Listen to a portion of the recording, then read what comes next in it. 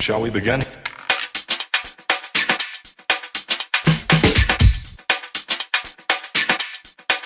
Let's begin now. Okay, so Rob, thanks so much for joining us all the way from Florida. I appreciate it. I think the big thing that I've been trying to do over this period, and I know Josh has too, is trying to chat to people like yourself who's been at the forefront of our game and performance for a number of years, and try and glean a little bit more into what goes into people and golfers in particular, I suppose, performing at their best, you know.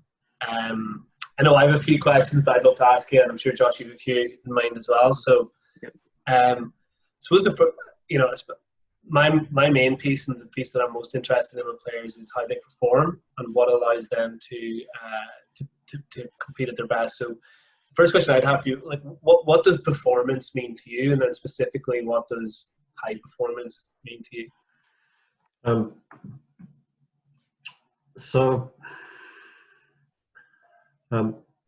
Performance is, you can look at it at a micro level. So a shot performance. So did you execute that shot the way you wanted to? And then you can sum that together and you can go, well, what did that equate to in terms of the score that I shot today? So that's a performance measure of your total play. And then you have other maybe qualitative measures of performance as well, like how well did you perform your routines, or how well did you perform your training schedule or regime for the week, and so on and so forth. So performance is the execution, to me, of a task. Okay. And then you can, if you can evaluate it, then you have a performance measure. So how well did you execute that particular task? So high performance it is a term that's used most often to describe elite level performers who are working in perhaps a program to continue to make inroads in developing their own skills and abilities. So in you and I've seen lots of those types of performance groups, like the Danish Golf Union have their elite performers, and they're involved in high performance activities, which include spending considerable time working on different aspects of their golf games.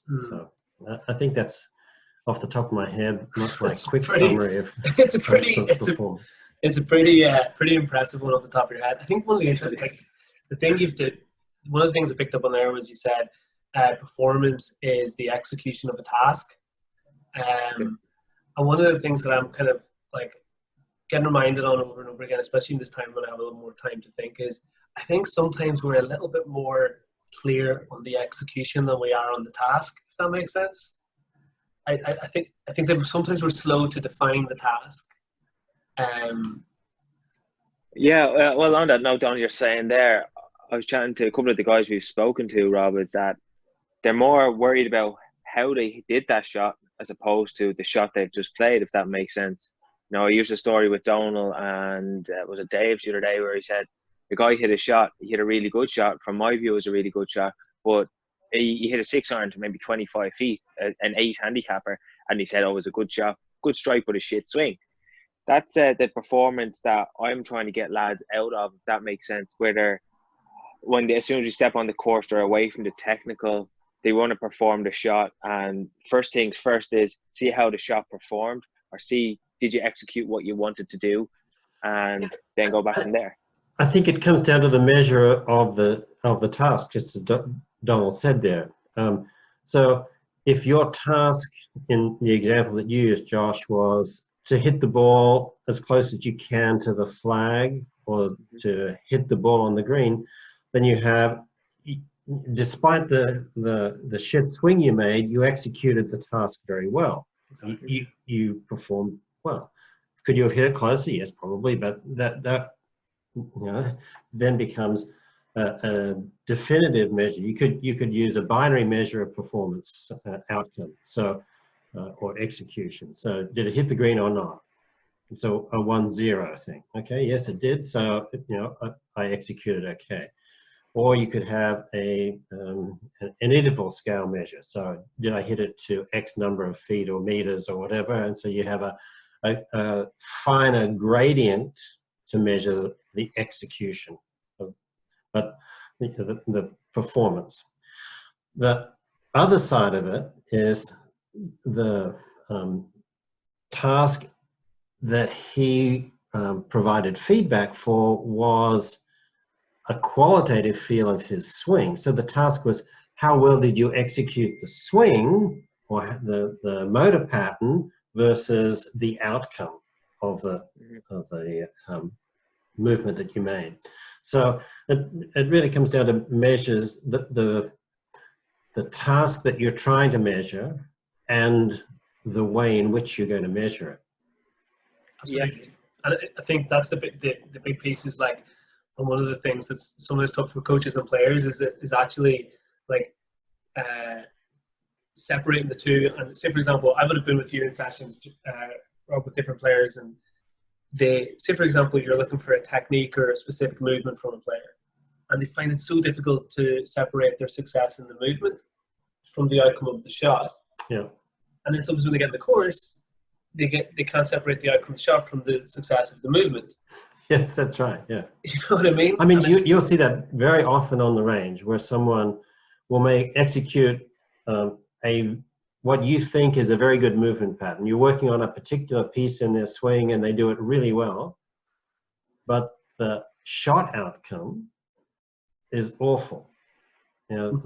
Happened that the club face was closed, or the ball was struck thin, and so the outcome is terrible, but the execution of that task, that piece that you're trying to work on, was really good. And so in coaching, you would often separate the outcome measures from the execution measures. So you go, yes, Donald, you hit that shot really poorly. I know the contact was poor and the outcome of the shot, but we're not interested in that. We're interested in you getting a feel for how your body's moving or what your wrist's doing here, or whatever it might be, so that you can begin to automate that and learn the entire process of changes in swing. And I think that's the piece for players that's difficult is exactly that piece of like they often relate to the success of the movement, to the success of the outcome of the shot, but the two at times can be totally unrelated. Yeah.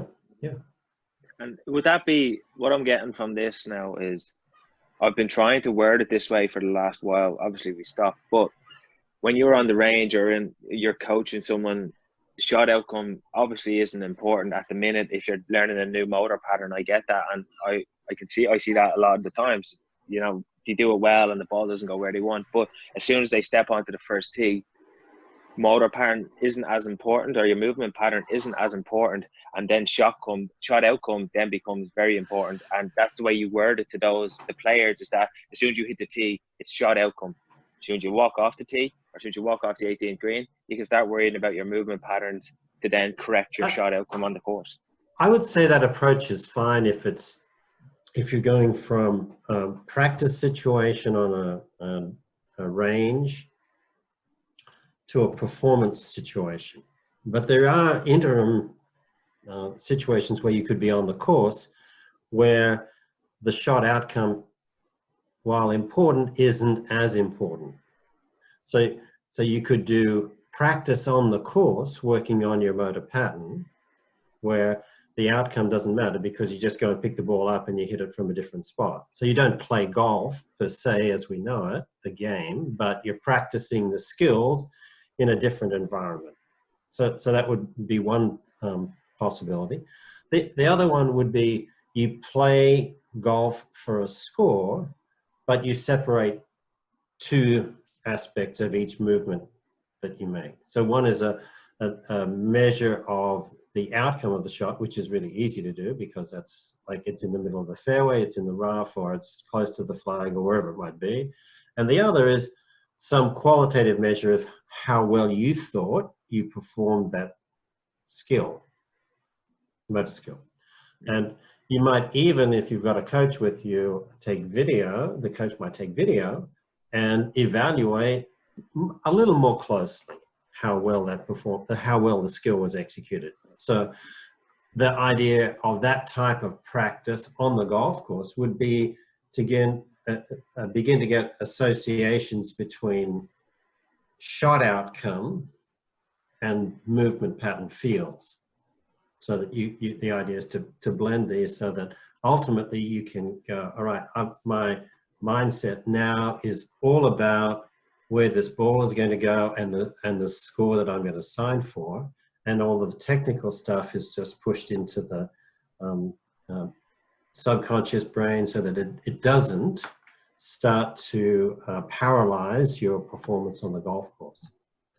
It's really interesting. Well, that kind of leads on to one of the questions I've written down before I got here was, so much of movement is contextual. So like, for example, when you say, well, we have a player in the range, we can look at a specific movement, and how much of the movement is derived by, okay, their intent to move in a certain way, but then how much of it is contextual. So for example, they might, like, let's say if it's like the thoracic rotation, they might rotate fine, but if their sense of where the club face is pointing in space as they go to hit a shot relative to their intention isn't where it needs to be, they might move in different ways to get that club to be where they want it to point. Or, as you go to your other point, which would be, if, for example, a player is hitting a wedge shot to a front left pin and there's a front left bunker that they really don't want to go into, how much is the external environment going to influence how they orientate the face as they come into impact? Do you know what I mean? Mm-hmm. So I think that's a real, how do we, and it's probably the question I had for you, is how do we train movement as coaches in context? Do you get me? So how can we, because I think we train the movement on the range, but it's a completely different context sometimes to what they're going to face when they need to execute that movement in play. Yeah, so I'm a big advocate of taking people out on the golf course and trying to qualitatively measure their efforts on the golf course under the different circumstances. So, I mean, clearly the easiest place to film someone is on a tee box, but you know, you might find that they're doing okay in that very stable environment where the ball's teed up and so forth, and they can kind of organize themselves okay there. It's just when something becomes a little more challenging, whether they can handle that situation, a slightly down sloping lie or side hill or something like that, or the wind's coming off the right and they're not comfortable with that because they're worried about that left bunker. And so those sorts of things I think are really valuable to do on the golf course and find out what's going on. So I'll give you a little example. I've been doing a bit of work with Grant Waite recently, a bit on his game, but also just doing some coaching with him of his boys. And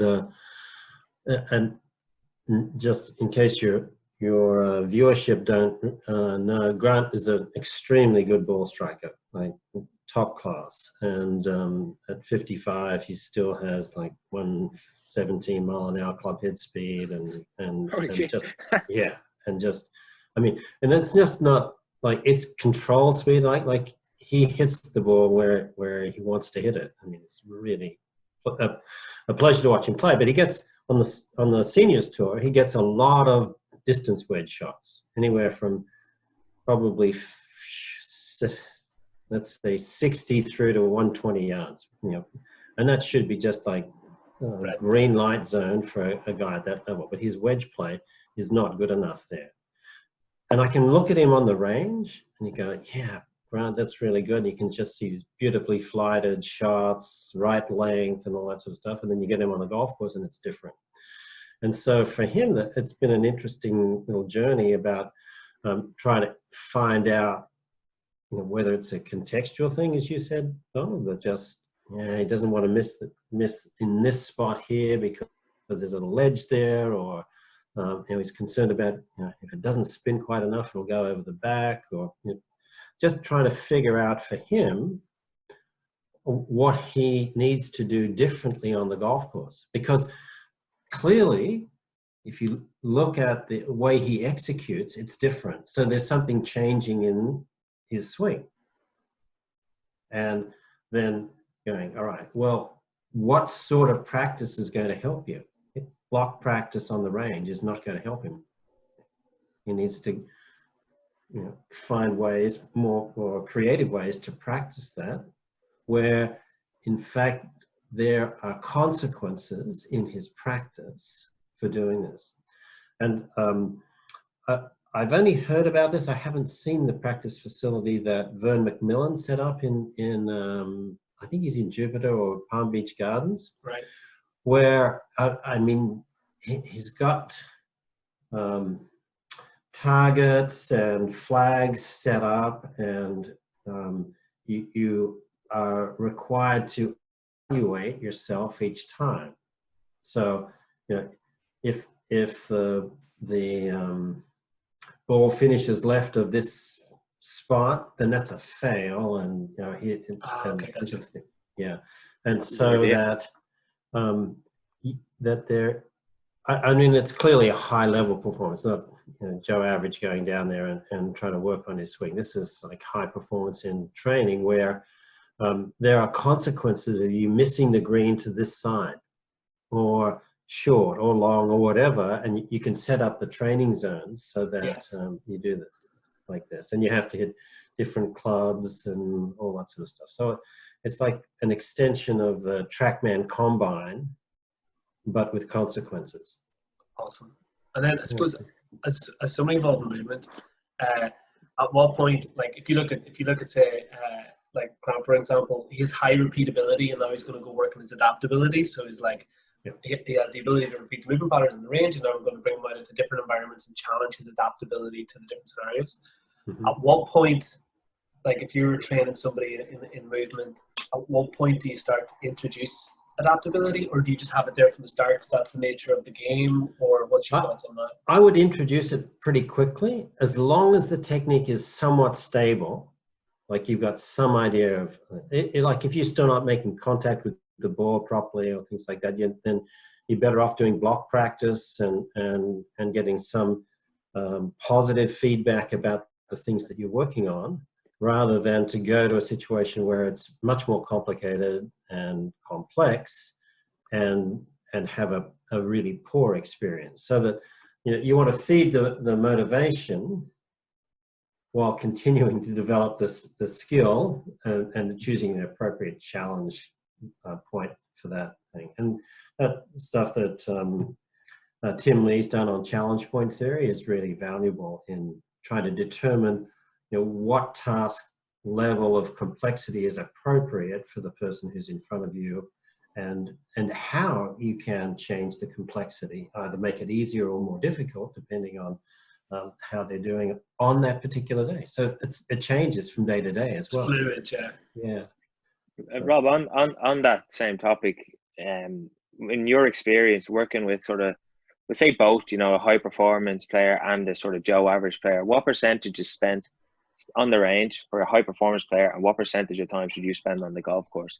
I'm starting to, over the last sort of, this quarantine time, speaking with like Donald had, is high performance guys should really spend more time in the environments they're going to be playing in. For example, on the course, if they're struggling from bunkers, you play a game of golf and you hit every bunker, every greenside bunker, and you hit a shot from there, for example, because you don't get the same shot every time as you would at the chipping green, if that makes sense. So how much time would you spend with your guys on the course compared to on the range, depending on technical ability? The actual time might be somewhat balanced, because it takes a lot longer to play golf and be out on the golf course than in terms of the number of shots you would hit in any period of time. With high performance players, I'm very interested in setting up practice situations where one, you have self-competitive situations, and even better if you can introduce competitive situations between or amongst players. So have them competing with a variety of shots. Like the typical stuff that you would see with kids doing this is that there'd be a group of 3 or 4 of them, and they'd, you know, okay, so you just cycle around, maybe it's a game of 21 or something like that, short game areas, like you choose the shot and then you allocate points by proximity to the hole. And then I think that there has to be, again, some sort of consequence associated with either winning or losing in those competitive situations. And look, for some people, hey, just losing is enough to motivate them, or just winning is enough to motivate them. Others need something more to get the competitive juices flowing. So you've got to find the right situation for them. So I wouldn't probably, Josh, break it up into how much time, but I would talk about the quality of the shots and the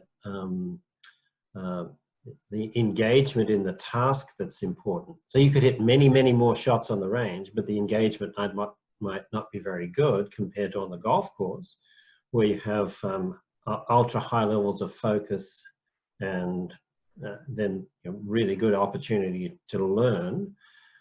And you could see it go the other way as well, where someone goes out on the golf course and they're just with their mates and they're not really focused on doing the tasks that you've asked them to do particularly well.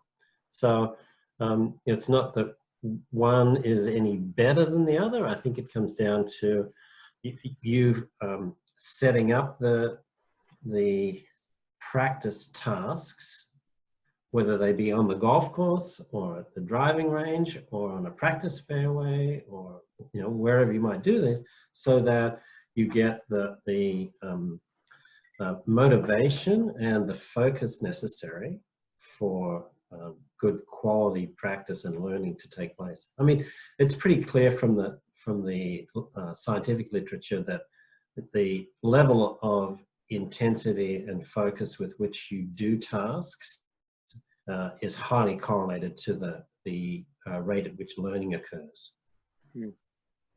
I've had this theory before, Rob, where I've watched players practice, and I'm like, I reckon only 30% of their time they're actually getting anything out of it, and they'd be far better off resting for the other 70% than they would be. Do you know what I mean? It's like if we could actually, there was some way that we could measure and correlate between the work that we do and the effects on performance, I reckon for our heavy practices or our high level golfers, 30 to 40% of the time is the only amount of time that they have enough focus where they're actually getting the benefit of what they're trying to do. Yeah. I mean, if you go back to... Sorry, Rob, to interrupt you there. It just might have the question with, would that be the difference between the higher level players, that they can actually get maybe 60 to 70% out of a practice session, whereas your average player is only getting 30% effective work out of it? It could easily be that. I mean, if you look at Ericsson's work on expertise development and practice, deep practice, he reckons that about the absolute limit for anyone is 5 hours of deep practice or intensive work in a day. I mean, so anyone who's spending more time than that is well, I should say, is probably thinking that they're practicing more than they are, whereas I would say they're spending a lot of time out there, but not necessarily getting the same value out of the practice. And it's interesting there too, is like, depending on what focus is such an important skill, is that 5 hours for one player could be completely different than that 5 hours for another player. Yeah, and Josh, to your point, I don't know if there's any research work that's shown that those who are the virtuoso performers have an ability to stay on task longer than their next level down, or for that. I mean, I think it's pretty evident that it's way better than the average guy or girl who is practicing, that they can stay on task for much longer and be engaged in the activity better than that. But I don't know if that's a discriminating factor between like the number ones or the top 5 or 10 in the world compared to the I'll call them the journeyman tour players who are still outstanding performers, but it's not like they're just schmucks, but they're just not number top 10. And would that be, with the regards to the hours, the 5-hour rule? Some guys might need to practice 10 hours to get 5 hours effective practice out of it. I know, for example, with my attention span, I'd need to practice for a full day to get 5 hours effective practice out of it. If I was just to do 5 hours practice, I'd only get an hour effective practice. Yeah. So I would say just choose different words. You need to have 10 hours of time to get 3 hours of effective practice. Don't call it all practice, though. Yeah. Yeah, because it's not. And that's like definitely what I've seen is like I've seen players that are there, but they're not really there. Yeah. And then I've seen players that are like, there the whole time. A quick one after you, Rob, I was chatting to Mark Sween a little bit on some of the stat data that we've been looking at, and he was saying, like, really interestingly, some of the performance pieces, the trend lines are slower to shift than others. So let's say like maybe a greens and reg trend line is a little bit easier to shift than a scrambling trend line, let's say. When you look at the movement patterns of different players and stuff like that, and I think sometimes we underestimate it, especially, funny enough, especially probably as players get older and stuff, is do you see certain movements are easier to make a change on over a certain period of time than others? Do you know what I mean? It's like, and I think what I'm asking here is so that when we work with a player that we can give them a realistic expectation of how long it's going to take to see a change in this particular area. I would answer that by just saying I don't really know for sure, but my intuition would be that there are some aspects of movement that people have a better insight into their feels for. So some players might have a much better of club awareness or what their hands are doing than what their bodies actually do. Like when I say their body, their torso or their legs or something like that. And others might be actually more aware of the pressures they feel under their feet or the stretch that they feel in muscles and across the shoulders or things like that. So I don't think there's a hard and fast rule on that. But what I would genuinely say is that anyone who's got a strongly established pattern of movement, even making small changes to that, takes considerable effort and a substantial period of time. But you will see just a gradual, slow shift towards the direction that you're heading, where you want someone to go, as long as they're persistent with doing the things that are going to get there. And that's one of the hardest things to do as a coach, is to keep them on task. They'll want to wander off and say, oh, look, I saw this on the internet and blah, blah, blah. And then the next thing you know, no, this is not important. You need to stay here. One of the things you said there that I think is really interesting is we focus a lot on people's range of motion, but nobody ever really talks about people's awareness of motion. And maybe that's something even more important that we could help players with is, like, so for example, somebody could have the range of motion, but they've no awareness of the motion. Mm-hmm. And I've never heard of, I've done my mindfulness, my meditation stuff, and my body scans to help with focus, but I've never actually helped a player, certainly consciously, on, having a better awareness of their motion in different tasks and scenarios, as opposed to, I've often looked at range of motion. Yeah, I mean, I think that's one of the most important things in a coaching environment, that I will be always asking the players, what does it feel like? Where are you feeling this? What are the differences? So that they start to become a little more in tune with what their body and their club is doing, actually. And is what they feel accurate? Like, do you know what I mean? Yes. So you need to then correlate their feel with some sort of measurement, whether it be qualitative or quantitative measurements, so that they go, like, I can remember doing this myself, like working on maybe getting my left wrist a little flatter at the top of the backswing instead of being like this. And I would do drills, and I'd look at it on video and go, yeah, that's good. And then I'd make a swing, and I'd feel like I did it, and then I'd look at the video and go, no, that's no different. Okay, so I have to keep working on what it feels like when I get it right. So I'll go really extreme. Okay, so I'm going to do this. Yeah, okay, and then I try, and then go, oh, okay. So now I've got the club on plane, or whatever it is that you're working on, right? Yeah, okay. So for me now, I've got to feel this to get the visual or the actual movement to match with what I'm trying, my intention. And so then you can begin to build the appropriate association, because you might feel something different, but in fact it might not be enough different to be where you need to have the plan. And in terms of movement, Rob, as well, like I know I've had this. I remember working with one of the lads in the Danish squad, and we're doing a little bit of putting work, and I'm looking for him to get just a little bit of D-loft, right? So I've got my capital down, and this guy is like super high level. He's played European teams for Denmark multiple times, and I'm like, okay, show me 1 degree. He's like, always add loft, always add. Show me 1 degree. All I'm asking for is 1 degree. And I had to have a row with him. I was like, come on, Andreas, give me 1 degree. And I was like, it's got to feel like 5. And it was almost as if he had huge movement repeatability, but he had no movement variability. Like he couldn't.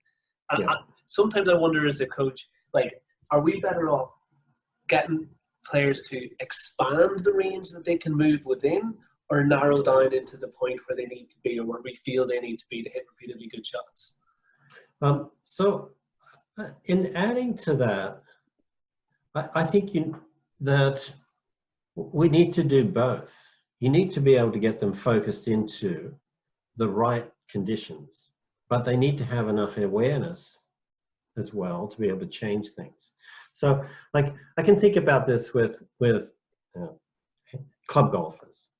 The guy who typically comes over the top, hits this weak slice, and you go, all right, look, if you want to become a better golfer, we need to get a club path that's much closer to 0 and a swing direction that's not 15 degrees to the left. Okay.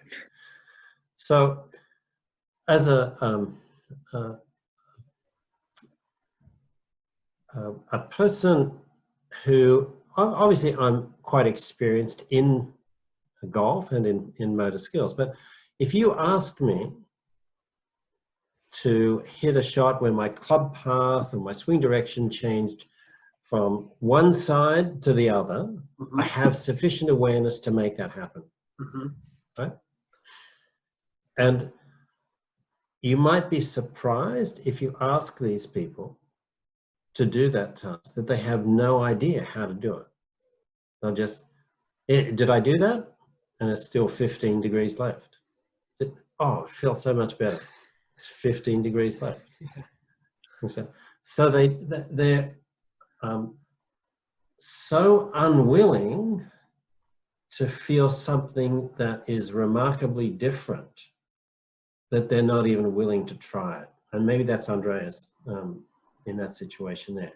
He's very comfortable with adding 1 degree of loft every putt, or whatever it might be. You know? Yeah, and it's amazing how extreme the feel is. Like I remember even one of the girls over at Arizona in February there. She was like, this is like probably our highest level amateur player here in Ireland, and her path was like 3-4 degrees in time, and we were trying to hit fades. She was, I mean, Rob, like I was like, just go wildly left for me. Yeah. Like just go like if you can. And she was like 1 degree from the inside. And she told me I can't go more left than that. I cannot go. Like I physically cannot go more. And I'm like, so she's like, there's something wrong with the track, man. So I hopped up and I just like, you know, like kind of like you would be able to be. I just like whipped this thing as far that I got like maybe 8 left. was like, Yeah. there's nothing. It's The just, track wheel. and this is yeah, it was the track when we need to set it back. I was like, but this is like these are two players at the highest levels of the game, not the highest levels, but certainly super high level talent. And they have repeatability, but maybe it's just because the environment they've been in their coaching over the years, just the variability is not there. And I definitely think. Well, I think it's as much a psychological issue as anything as well. They're not prepared to feel uncomfortable. Mm-hmm. Yeah. Do you on your sorry, just keep that thought, ahead, Josh. And they're not prepared to feel uncomfortable, and they're not willing to risk an outcome that doesn't match with what their perception of them as a player or person is. Very good. So if I'm this girl and I'm really good at 4 degrees into out and hitting these little loopy draws or hooks maybe, and if I try to hit one where the path goes left and I hit it fat and ugly, that's not consistent with my worldview of me as a golfer. So I'm not willing to take that risk. And it's almost, one of the things, and we got there, and one of the things that got us there was actually redefining exactly like you did. We were like, okay, we just took a time out. We're like, right, if we're going to do this, we have to be super creative, and we have to take that as like one of our values is the ability to like think outside the box and do things differently. And I said, look, if you need to hit a shot at some stage to win a championship or to win a tournament where you're behind a tree on the right hand side of the fairway and you need to move it 30 yards, we have to get past this. And then sure enough, it was nothing technical. It was like that timeout talk that got us closer to it, Josh, what were you going to say when I interrupted you? No, it's just when you're dealing with players or down with the 1 degree loft on the putter, or even from the club coming from the inside, would you say you're talking about how they feel and what they feel? Can they get that feeling to hit the shot? Are they maybe getting the feeling they need, but subconsciously their body is manipulating it coming into the ball to get it back to where they normally are? So they're basically changing the feeling and then manipulating it subconsciously to get their comfortable feeling, if that makes sense. I think it'd be very hard to measure that, but I would doubt that that's what's happening. Dealing with a guy who has, again, he actually struggled to come from the inside, which you see a lot of golfers do. And he seemed to, I was just giving him a few things to try, or one thing to try that works for me to come from the inside. And he tried it, but what he then did do was he actually sort of stood up out of it and hiked it left completely differently to what he was doing before, just to get the club traveling left. Now I've only seen it once. He did move I asked him to do, but coming into the ball, he then stood up out of it quite a bit and just really dragged the club left. And he actually got a couple of degrees more left by trying the other move. The move I told him to do was he wanted to feel like he's bending his right hip or his right elbows coming into his rib cage into the start of downswing.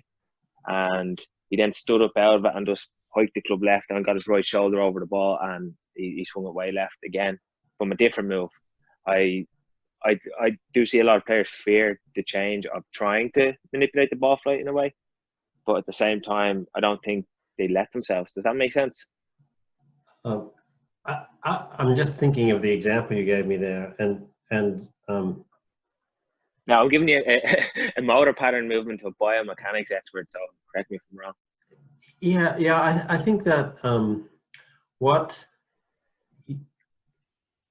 if you do something like this guy did, it has to feel different. It's just not possible that it feels the same as what he was doing. Oh yeah, it felt different, but he still managed to get the pass in the way we didn't want it. So he just, he dialed up the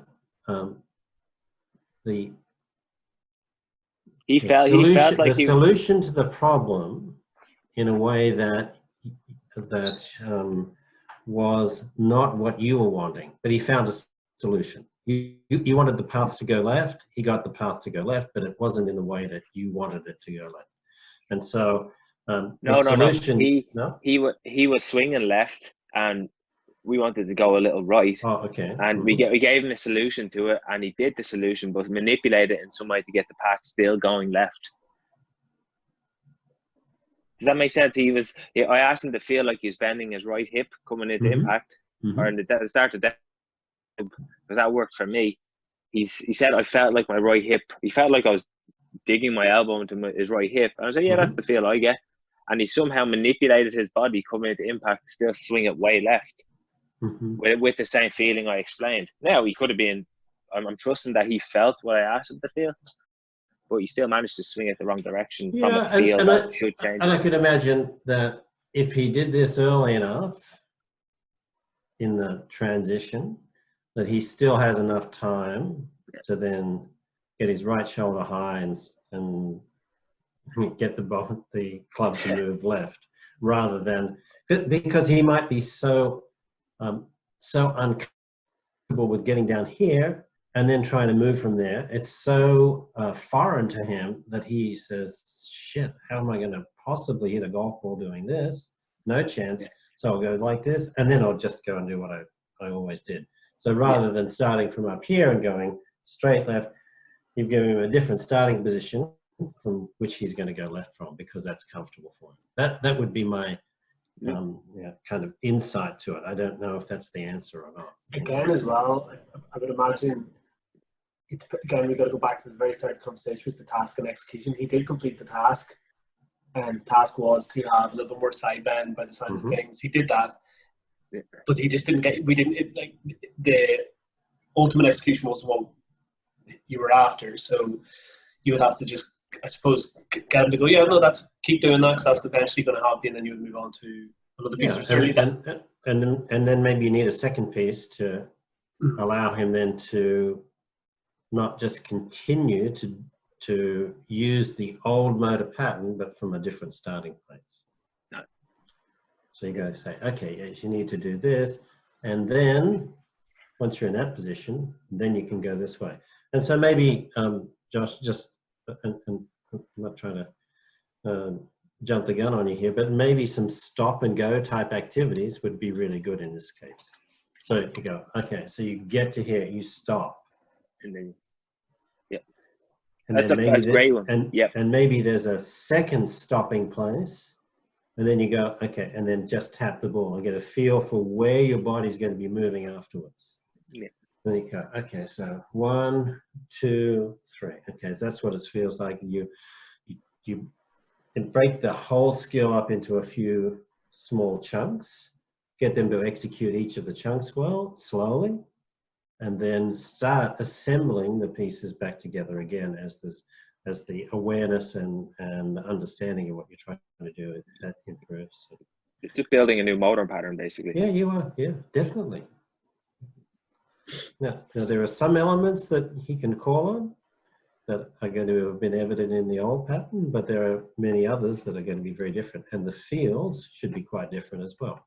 Where he feels a stretch versus a contraction, or where he feels pressure, those things should change if the pattern's changing.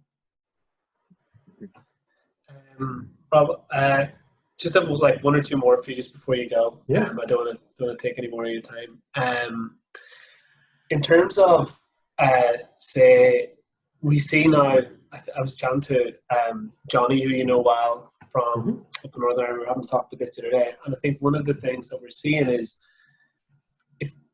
the evolution of coaching over the last number of years, where video came in and we saw a lot of swings looking a certain way. Like we had no other tools to use at the time, so things like, and then there seems to be like a general evolution into where as pioneers like yourself in 3D, and we got launch monitors and stuff, we're seeing lots of different looking swings now at the top of the game, but we're seeing still the same very high levels of execution in terms of the ability to have the skill to hit different shots and all that kind of stuff. Have you seen that pattern? Have you seen that shift in the evolution of the game? And where do you see it going after this? Or do you think this is the new norm? Is guys with different grips, different styles, all that kind of stuff, but still able to execute? So I would answer the question this way, or the statements that I think that as the science continues to learn about the human body and how it needs to move, we'll get better at teasing out the things that are most important to focus on. So, and if I go back to my original work in biomechanics in golf, when I left the university, it was my task there, I set myself, was to find out what the immutable versus the mutable things are that someone needs to do to make an effective golf swing. So the immutable characteristics that differentiate the high-level performer from the poorer golfer are the things that we need to focus on. And so things like, you know, being able to turn properly, load properly, you know, how you're going to transfer energy to the club, how you're going to deliver the club through impact, what sorts of movements are acceptable at the wrist, and so forth. Those are the characteristics that you need to see to have an effective golf swing. And then there are things that are quite mutable, so they can change, but they just need to be assembled in the right way in order for that pattern to work. So if someone does have a weak grip, then there are things that they need to do differently than someone who's got a strong grip. But they still need to have the immutable characteristics in there, because if they don't, they won't be able to generate club head speed correctly, or they won't have the consistency required to play at a high level.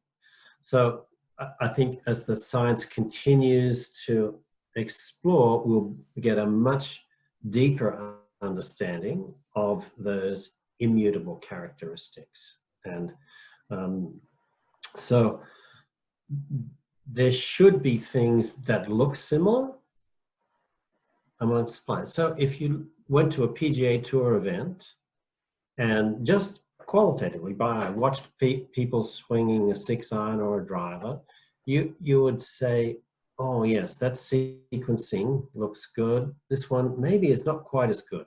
And you'll see that at the PGA Tour event. So it's not that they need to be perfect in sequencing to be on the PGA Tour, but they need to be close. As opposed to, you go and watch it at the public range, you'll know immediately that the sequence is out on this player versus, you know, maybe a higher level performer there. And so I think swings can look different, like a Jim Furyk or a Matthew Wolff, but the things that they do that allow them to perform at a high level will be the same things that a Brooks Koepka or a Rory McIlroy do in those aspects. It's kind of like, it's almost simplifying it a little bit, where it's like, well, what can I actually definitely say that all these, well, they all rotate to some degree. They all, you know, they all transfer energy to some degree. They all do to some degree. Yeah, they all, you know, and then it's like finding the unique piece that they need to do those to have those pieces in their particular way. Yeah. So I'll give you an example that I think might help for your listeners as well. So, like, we all know that Dustin Johnson has an extremely flexed wrist or bowed wrist at the top of the backswing, right? And he starts with a strong grip, right? So he goes up and he's really bowed, really flexed at the top of the backswing. So what combinations of other segmental movements does he need to be able to play with that wrist condition? Well, let's just think about one simple thing. If instead of his hands being up really high, so he's got a very steep arm plane, right? With me? Yeah. Let's give him Jason Duffner's arm plane, which is going to be below his right shoulder. There's no chance. And give him that same wrist condition. You know, I mean, what chance has he got of being successful with that? So yes, he's got this strong, flexed wrist position.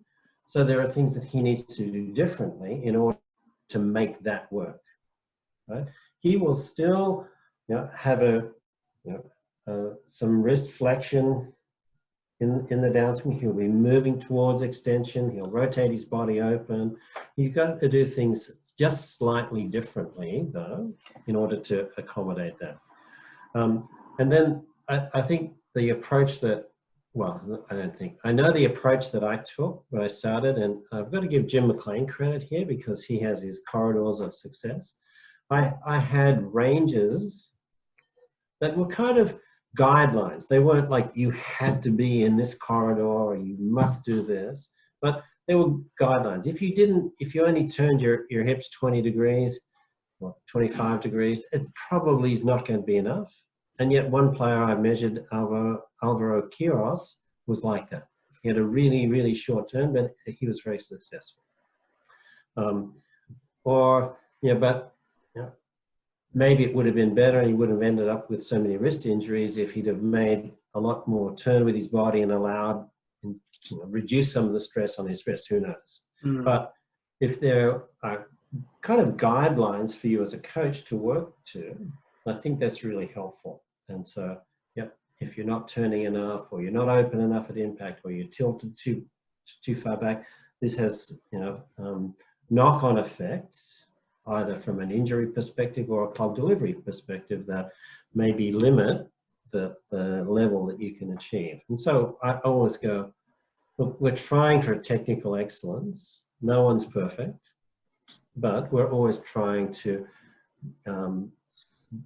develop a technique that's stable or consistent and meets the requirements that you have for the level of golf that you're going to play at. Quick one, okay. Sorry, Donnie, you go ahead.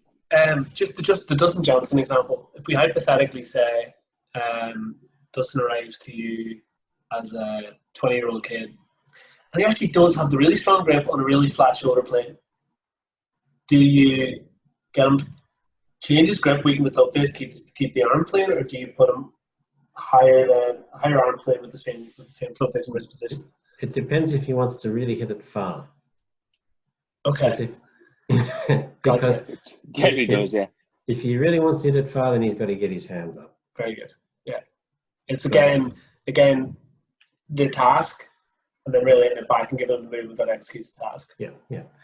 And then you've got to say how much has he got invested in this pattern that he's got already, and how long would it take him to change? And that's one of the hardest things, I think, in working with the 15 to 20-year-olds, is that they have already developed a pretty high level of expertise, probably before you or I would see them. Mm-hmm. And then to sell them on the idea when they're already the best junior in the country or the top 3 juniors in Europe or something like that they would be well advised to make these changes, is a hard sell. And it's an unknown as well, because we have to go, I think this, but I can't, I can't guarantee it. No. Can't guarantee it. Yeah. So just on the topic of, you're talking about Dustin Johnson and sort of the matchups in the swing to make it work. I remember when we had dinner in Florida, you were talking about the bowed wrist or the flexed wrist. The next day, myself, Donald and Connor went down and played and said, I'll try that. And I did it, and it made my swing look great, but I kept in the left, of course, naturally. And then it sort of dawned on me, because I met Jason Sutton the next day before, and I was chatting to him, and I was like, I'm getting my bowed wrist, and he said, the matchup, he said, how's your left hip? And I was like, I've had trouble in my left hip now for the last 5 years. He said, can you move it? Not really. So, well, that's why you're hitting the left. So he said, weaken your grip, and weaken your left hand, and get a bowed wrist then coming down and see what happens. And just with those 2 matchups, instead of me trying to move my hips because I need to do mobility work on it, but for the next day I went out and I was just hitting this bullet sort of straight shot by feeling the bowed wrist, except my left hand was weaker. So I sort of like a John Ram. I know John Ram struggled with his TPI when he started, and I believe that's why he weakened his grip, so he could bow it coming into impact, because he couldn't move his hips as much. And that's why he's hitting it straight or hitting a little fade. And now that his hips are gone, that's where he's getting all his power. Is that correct? And it was a really good example. But it's a good example, yeah. Yeah, and a friend of mine who went for sort of Euro Pro. He turned pro and gave it a go. And only towards the later stages, he just said, Josh, have a look at this. And I just asked him how's his right wrist. He's a left-hander, and he said he was struggling with the pain for it. And he was really, his wrist was really extended coming down, and into impact and post-impact, he sort of cupped it and chicken winged it, and his whole right wrist got tendonitis because sort of the issue wasn't addressed at an early age, you know. And I sort of had to convince him and sort of say, like, listen, you're going to keep having wrist injuries if you don't fix that. And it was one or the other, either fix it and try and fix it, which will take time, and continue to play and match it up a different way, or sort of, you know, have a look, because you'll just keep pulling out injured. And that's when he's been working on it the last sort of year. Hasn't played much, but he's working on his wrist to stop himself getting injured more so, due to not bowing it, or even getting it somewhat flexed coming down, because he's always extended and chicken. So it can cause a lot of injury. It can, yes, exactly. Yeah. Rob, thank you so much. Oh, you're welcome. Every hour I spend with you, I feel like I get about 3 years wiser. So it's a good it's a good ratio to time spent. You look at Donald. Huh? I feel it, Josh. I feel it. Believe me. Thanks a million, Rob. I really appreciate it. No problem at all. Thanks very much for inviting me, and thanks, Donald. all the best. Let's hope this thing ends soon. Yes, absolutely. See you, guys. Thank you. Yeah.